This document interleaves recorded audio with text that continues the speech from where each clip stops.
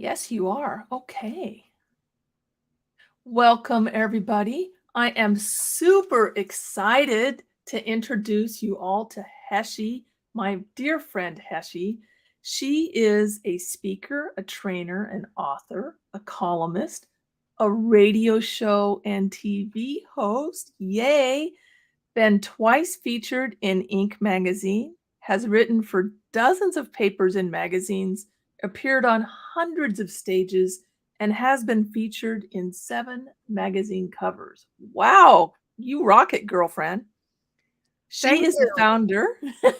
She is the founder of Kids Better World, a nonprofit committed to providing basic human needs to all children, and as an environmentalist, provides portable water filtration systems to kids around the world, as well as special tablets to be used in cars to significantly reduce carbon emissions. You are a superstar, Heshie. Welcome. Thank you. And I hope you learned something that you might not have known before. I did. I learned something every single day. We are here today to talk about first impressions.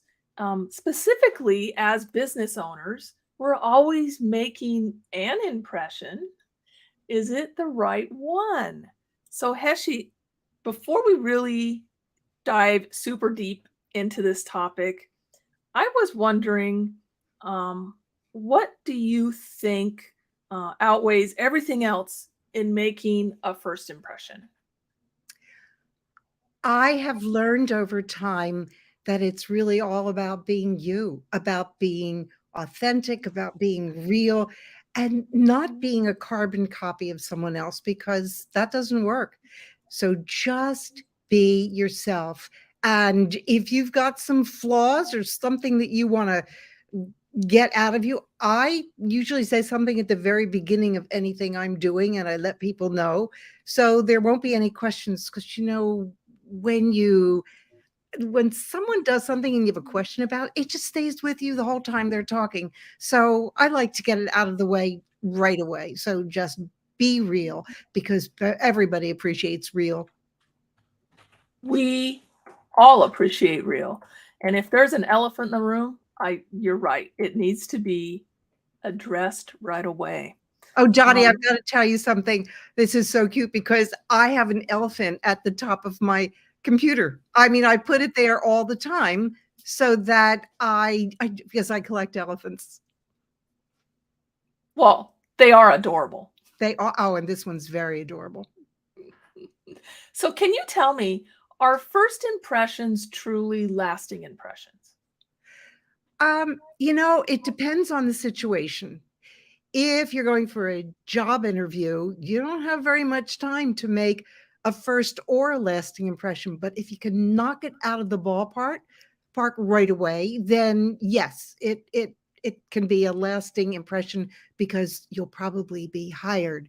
If you're going to a meeting or you're going to, get together with new people that you don't yet know, um, it you could say it's lasting.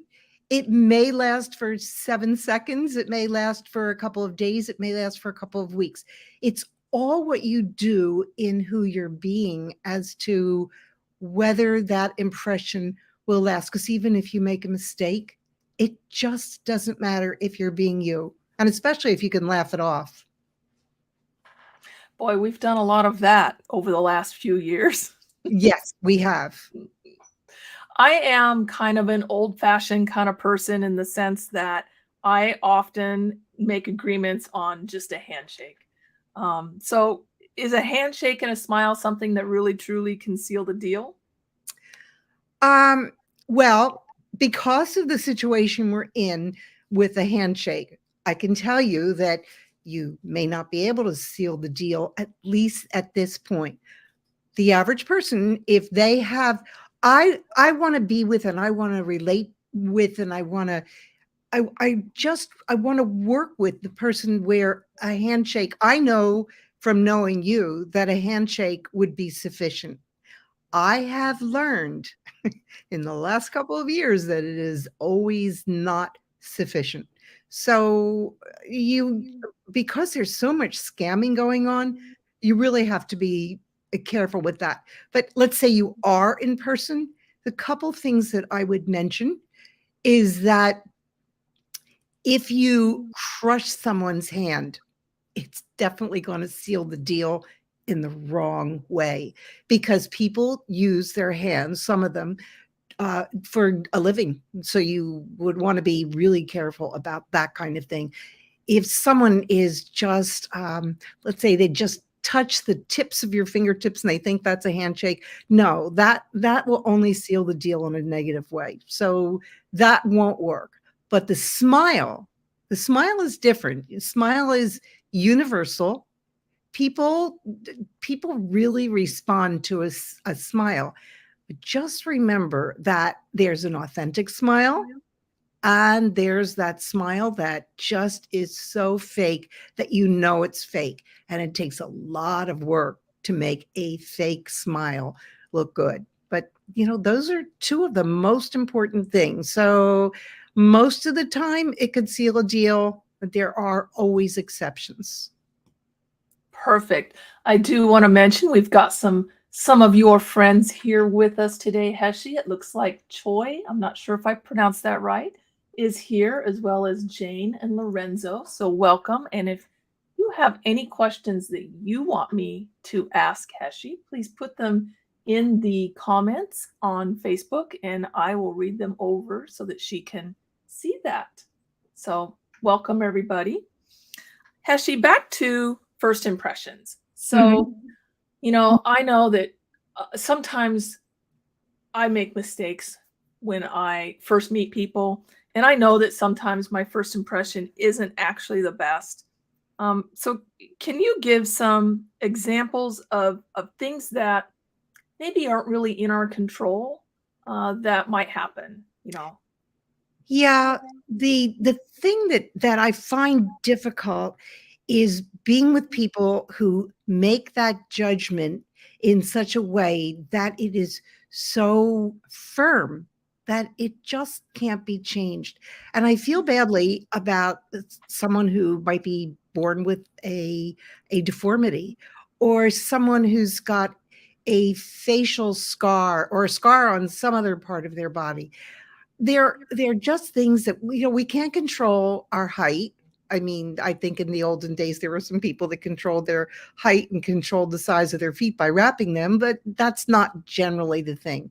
We can control our weight for the most part. My life coach is totally awesome. I've watched her go up and down in weight, and I love her no matter what weight she is, what size. It doesn't make any difference to me. When you get to know someone, that's great. But in the beginning, for those people who are really judgmental, my suggestion is wait and look beyond what you're seeing now, because people make different things work for them, and we won't know what they are if we don't give them a chance. So those are things that we may not be able to control, but we can control how we feel about ourselves. So if we can accept who we are and our uniqueness and our marvelous way of being, then it doesn't matter really what other people think.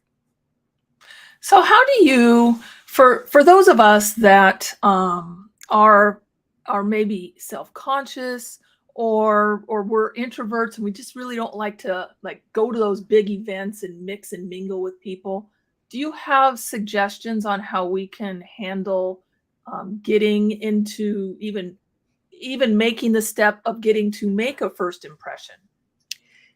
Yeah, that's a really good question. When you're brand new to a situation, actually, I'm going to go back. I have this young man that I was working with, and he was terrified to speak to people. He just didn't want to do anything. And I said, I want you to go to another, and other people have tried this, and it works. Go someplace where you don't know anyone. You're never going to see them again, and just play. Be playful, because that works. And then go to the places of importance. I think when you go, I I learned to say walk up to people, and I know it's hard because it was hard for me. I'd walk up to someone and I'd say, you know, I'm new here. This is my first time, and I have no idea what to expect. Can you just help me out by like telling me who's who in the room or what people do during this meeting and the get together, what's appropriate, what's not? And it gives them a feeling of importance because you've actually asked them for help. And that person will probably take you around and introduce you. And if they don't, ask them to. And there's no shame in that because when you say, I'm new, most people will say, well, let me introduce you to a few people. I do that if someone says I'm new, or if I go to an event and I've not seen that person before, I actually walk up to them and say, are you new? And it just breaks the ice. So we might need to look out of our own comfort zone and greet people and do things we wouldn't ordinarily do. And I know that for an introvert, that's really hard. And if I were an introvert, and people will never believe me when I say I'm an introvert. I am an introvert when I am unfamiliar with the conversation, with the topic, with the people, and otherwise I've learned to be an extrovert. But we all go through this. And if you've got a problem, turn to a friend, turn to me, and ask questions because someone will be out there to give you an answer and they will appreciate you for it. Perfect. And I do want to say that Lori is here as well as Kim and Tanya. They are all cheering you on, supporting you, Heshie. So that's wonderful. My And awesome again, friends. yes, if any of you have questions, just go ahead and type it into the comments on the Facebook group and I will go ahead and read them for her. So perfect. So let's move on. I do want to say what you mentioned just now really resonated with me because one of the tricks that I used to do is I used to go to these events with a friend and I would have that friend introduce me to the people she knew, and then she would introduce me to the people that she knew that I didn't. Other way around. I would introduce her to the people that I knew. So we were both taking advantage of somebody showing you around the room, just like you described. It works really, really well. And I call that the buddy system. I go to an event with someone and we plan on what we're going to do ahead of time. So we both go in opposite directions because the mistake people make when they go to an event or even when they're on Zoom is just to talk to the same people all the time. So it's time to make new friends. And we go around the room and we find people and say, I'm looking for someone, for a friend of mine who needs to have an introduction to the CEO of a company or whatever it happens to be. And I said, do you know anyone here who might be able to do that for her? And if they say yes, I said, could you make that introduction for me? And then if it's okay with you, I'll introduce her or him to the other person. And it works because both of you are working for the other. And when you go with a group of people, there's always someone you're going to find that you can help. Perfect. I love, love, love that suggestion. Could I go back to something that I didn't mention earlier because Sure. it bothers me if I leave something out that I want to. When you ask me whether if there's things that are beyond our control, because of the way our country and some other countries around the world are behaving in the moment, I just want to say that our religion, the color of our skin, our gender, these are something that, for the most part, we can't control. So I think, and this is a personal opinion, I feel that I want to meet people who don't look like me, who don't have the same social circle, who have different educational backgrounds. So I just wanted to say that even though we can't control it, we can feel good about ourselves and we can project that, or we can go up to someone and and just start speaking to them so that we actually make other people feel good. I promise you that person will remember you forever. I know, I've had it, I teach it, I've had people do this, and it just works like a charm. So I didn't want to leave that out because, I teach diversity. I've got friends of every persuasion, and it has just been a game changer for me. So thank you for letting me go back and pick something up that I forgot to say earlier. You are welcome. And I will say, in my experience, that if you are talking with and meeting people that are not like you, that you're broadening your horizons and you're learning things about other people that you would have never known had you not gone up and striked up that conversation. Yes, absolutely. And it enriches all of us when we do that. Most certainly it does. Um, do you have any suggestions at all about making a first impression when we're pretty much online now? I mean, we've been talking about in person. Yeah, A lot of times people just aren't doing in person stuff anymore. I'm one of them. And I thought I would never be able to handle making friends and building relationships online. And I love it because you have to be present for all of that. When you're online, I think it's particularly important to, if you've got your picture on, and if you have your picture on, for the most part, it means you're really paying attention. If you don't have your picture on, you are either doing something in the background, you might be having a bad hair day, you might not feel like getting out of your pajamas, but online, pay attention. Look for people that you would like to meet that you may not know and send them a message. I do that a lot. When I'm looking around a Zoom room, um, I find someone who's just, it's not that they just smile, but they've got a smiling personality. I actually send them a private message and I just say, I love your smile. I would love to get to know you more. Would you be open to that? And I've never had anyone say no. So there are things that you could do if you want to be noticed online, speak up, say something, be part of the conversation. Don't just sit back because people might just notice that you sit back. So there are ways. And I, I have several people that I've met online who've become really good friends. And one day, my now daughter Tanya was was online and she was speaking. We were on an event, and both my husband Werner and I reached out to her without knowing who she even was. We both just wanted to know more and see how we could help her.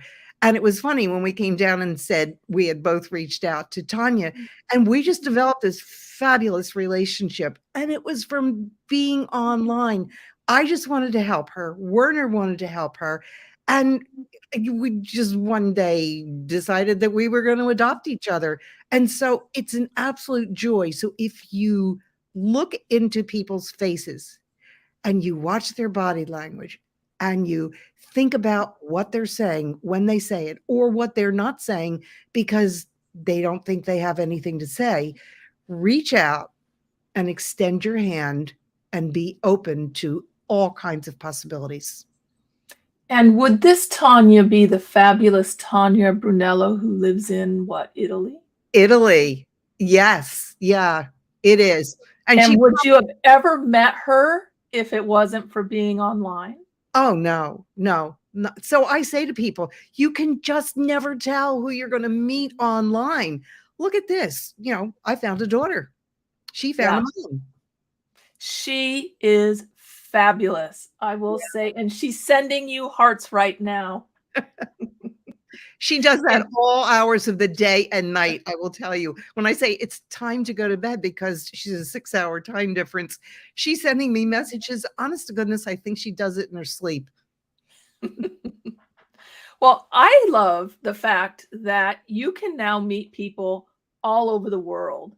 Mhm. And before Zoom, before COVID for that matter, I, of course, know people live everywhere and people are people and they're pretty much all the same as everywhere. But I've never really had the opportunity until now to really get to know people that are completely different from myself in the sense that they live in other countries, they follow other rules, they have different languages, just a different way of approaching things, and it has helped me expand the way I think and, grow. What do you think about that, Heshie? Oh, I think it's like doing your research online. It just is amazing. I've said to people on numerous occasions that one of the reasons I love having a diverse network is if I didn't want to Google something, I could just call someone. I remember talking with my friend Schwa, who I think is there now, and we were talking about the price of gas. And so I just picked up, I just went on to WhatsApp and I reached out to him and I said, "So how much does a liter of gas cost in St. Lucia?" I mean, I met him through a Zoom meeting and we became friends, and I just think that he's fabulous, and he can tell me things for sure, for real, that I don't have to look up because he lives in a place where I have not been to yet, although I'm threatening to come visit him. So there's so much we can learn if we reach out and build. It's like having tentacles everywhere, and it works. And he is sending you love and saying, "Thanks for everything." He is here as well. He's so amazing. I just, he's become a really good friend, and I just love his perseverance in everything that he does. So, back to first impressions. Is there like a tried and true method of making that perfect first impression? Well, we'd like to think that they're tried and true.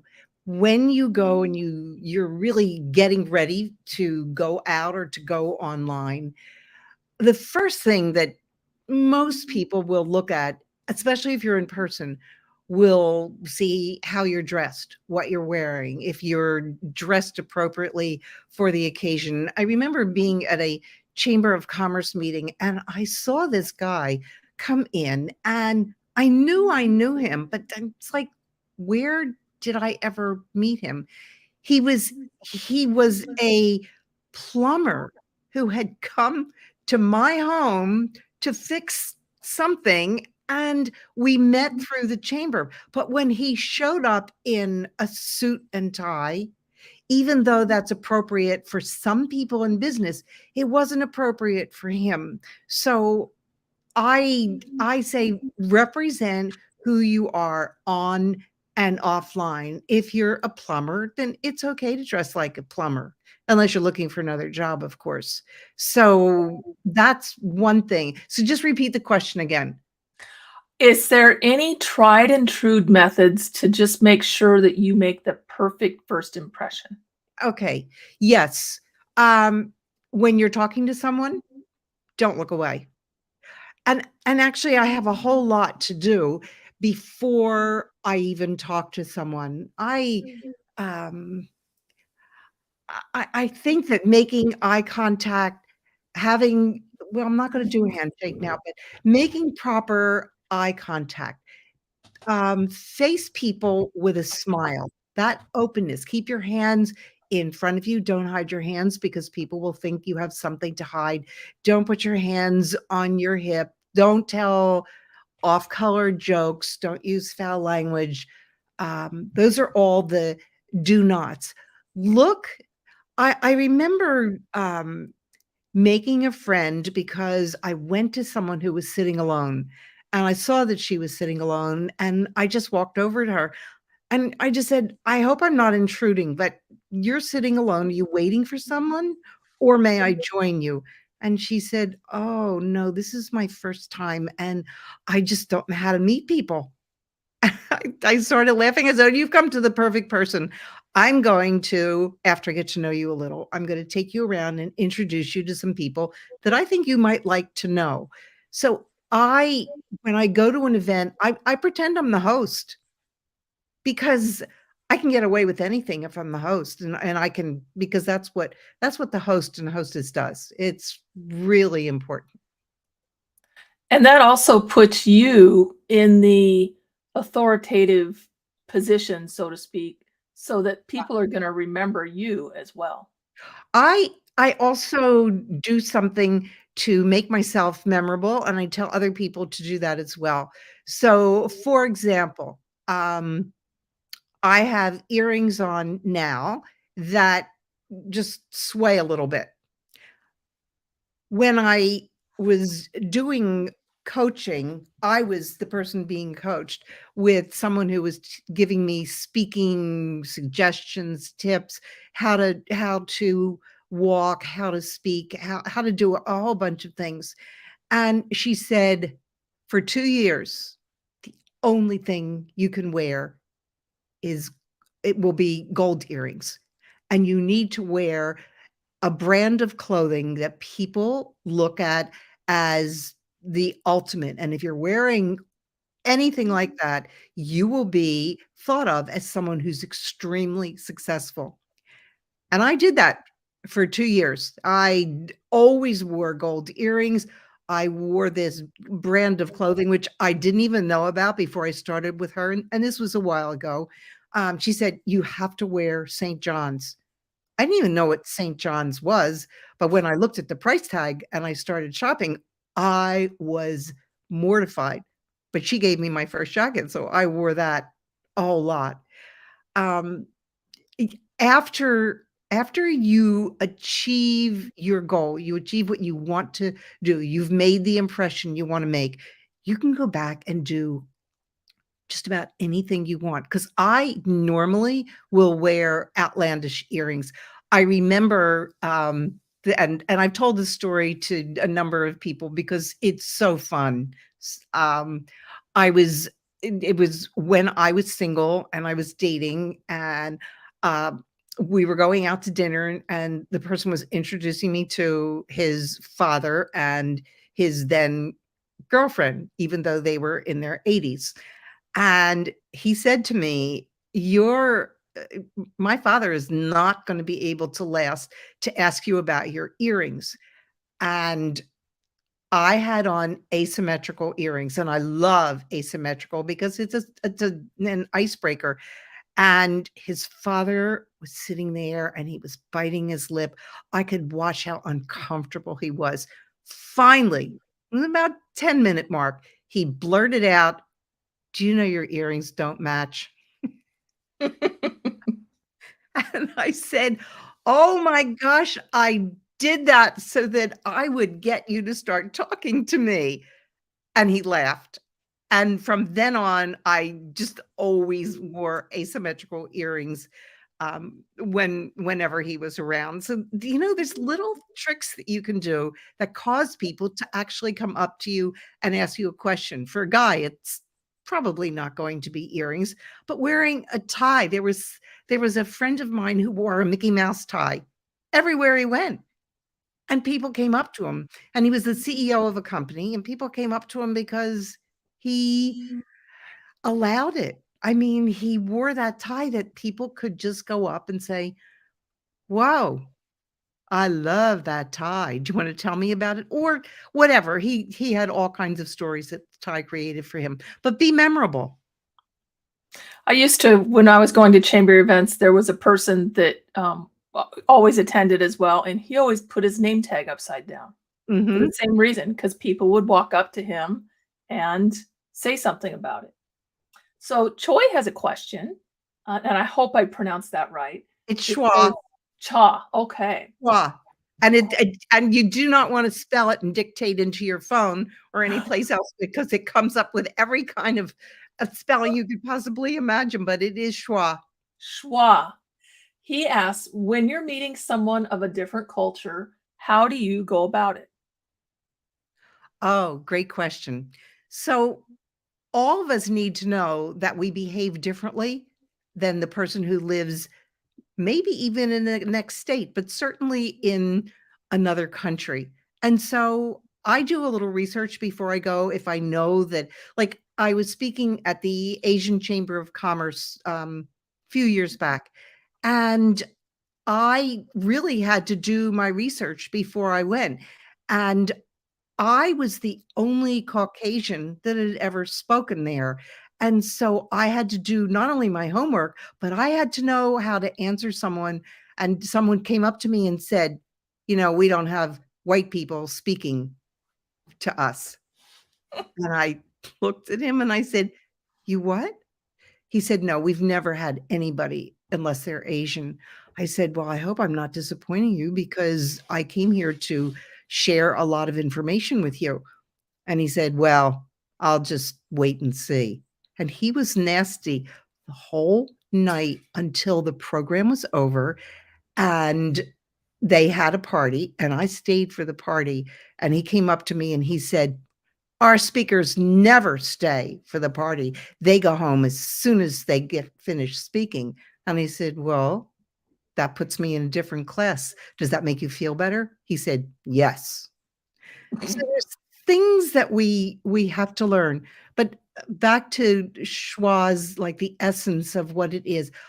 I say to people, I hope that I don't do anything to offend you with what I say or do. And if I do, please let me know because it's the only way I can learn.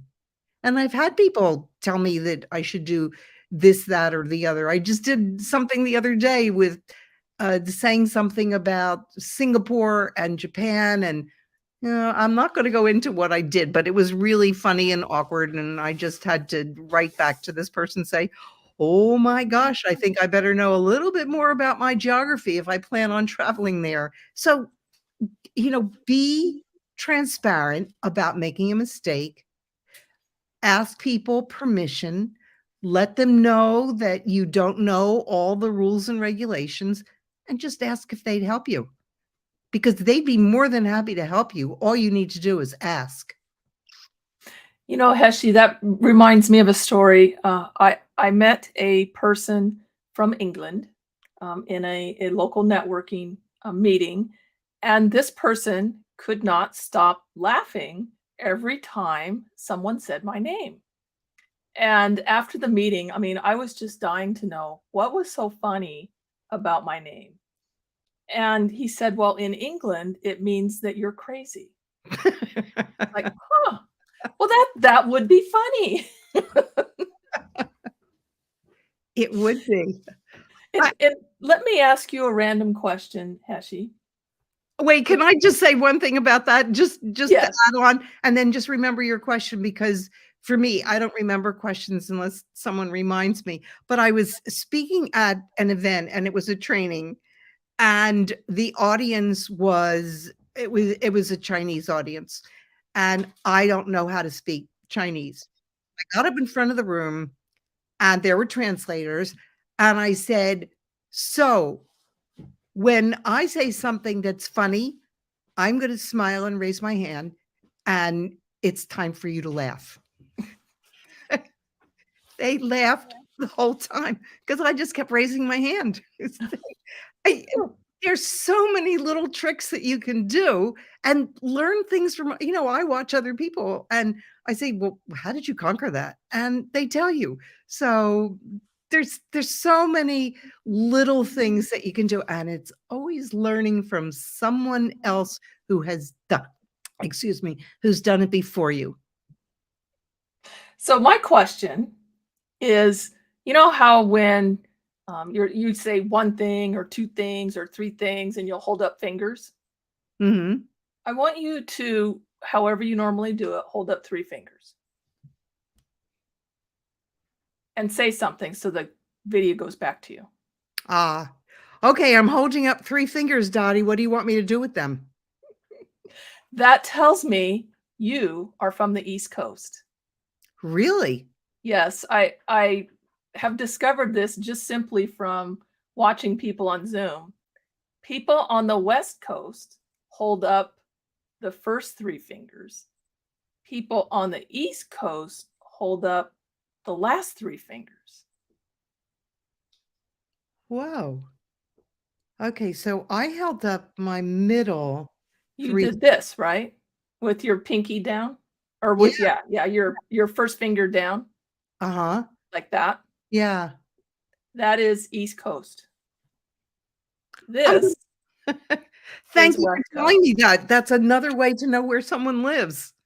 Because culture and where you live and the colors you use in New England, people really love orange and greens and just fall colors. And but if you go in the Southwest, it's that teal and pinkish color. And I learned that when I submitted a design that I was going to be teaching in the Southwest. And I brought the other pieces, the exact piece in a different color. And I was told that if I had submitted that design in the orangey color, I wouldn't have been accepted. Huh. So So you never know. you never know. So there's an extreme. People don't like olive green. Well, if you live in the Northeast and the leaves are changing, you might really love olive green. So there are little things that you need to know, and that's a whole other subject because I teach color and design. And I will just tell you quickly, if you are in a red room,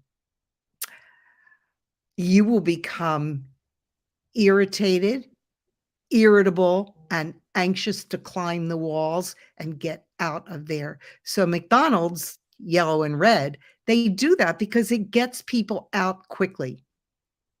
I just want to say that Tanya just put in the chat, in Italy, they hold up the thumb, the first finger, and the middle finger like this. Ah, okay. So apparently the 3 finger thing is some cultural thing. Okay, Tanya and I will have a discussion about that. That is funny. And one thing I wanted to add on something with the color and the first impression. When I started my business, everybody probably can tell that my favorite color is purple. And so when I was speaking at different associations and networking meetings and chambers, I would always wear something purple. After, I would say about 2 years, people would come up to me and they would say, "Oh, Dottie, someone else was wearing your color of purple." I'm like, "It's just a color." But No, they had started to associate purple with me. And it's some of red. them were somewhat offended when somebody else tried to do that. Yeah, because if someone likes you a lot, they're going to defend you and they will resent what other people say and do that is yours or they think is yours. So that's quite true. And I'd never would have ever thought that anybody would think that the color of purple belonged to me. I think it does. Well, Heshie, it has been wonderful having this conversation with you. We are, oh, Jane is saying that that's branding. Yes, it is. Yes, it is. It really, truly is. Uh, I was wondering if you had anything that you wanted to, any final words you wanted to leave the audience with, and or did you have a gift for them? Both. I was waiting to see how much we could accomplish today because I literally have filing cabinets filled with research of what I've done on first impressions. But I do want to be able to give people a checklist of what to look for or how to be and I will be able to send that out, but I wanted to wait until after today in order to get that prepared. I have something prepared, but I thought, well, maybe something will come up that we didn't cover. And I can tell you, you could ask me questions for months and I would not run out of answers. So we might have to take this to another level. But there is a point that I want to tell everybody, and it's not a Zoom thing. I mean, don't be sloppy, make yourself groom, do all the regular things. But the next time you go out, there are things that I tell people all the time. Make it known that you are someone who cares about their, I don't know how to put this, cleanliness, their Hygiene? hygiene. Yes, thank you. Hygiene. So I don't go near people that smoke because I get sick from it and it's offensive to me. And I've told people. I actually had a friend of mine who wanted to go to a trade show with me, and I said, and she was going to drive. I said, I can't get into your car. When you stop smoking, um, I'll go with you. And she stopped smoking, and her husband bought her a new car so that she could drive with me to this trade show. So when you want something badly enough, you've got to do the right things. Watch it if you've got bad breath, make sure that you carry mints. And if you do, or someone else has bad breath, you take a mint first and then offer it to them so they think it's about you and not them. And two other things: perfume, leave it off. I know that people love to wear perfume, and the perfume market, the fragrance market could probably really be upset with me. I don't care, because if you turn someone off, you could turn them off before you could have done business with them. And the other thing is body odor. And sometimes we don't know that we even have body odor. I had someone working for me. I had 3 people at the same time working for me, and 2 of them came to me and said, if she doesn't get washed, we're quitting. And I went to her and told her, and she said, it must be the medicine I'm taking. She had no idea that she had body odor. So do someone a favor and go up to them, or unless you're already in conversation, and say, there's such a delicate subject that I want to convey to you, and I'm just not sure I can do it. But if you thought that I had something to tell you that could help you, would you want to hear it? And of course, people say yes. And I tell them, and it's not easy, but just be aware of who you are, what you're wearing, how you smell, your hygiene, your grooming. Be aware of how you're being. And then we could go on for hours with that one. And Jane says one thing that she does is she finds something to compliment and appreciate about people. Absolutely. And I know she's great at that. Yep. Well, I thank you for your time. I want to honor everybody else's time. Thank you all.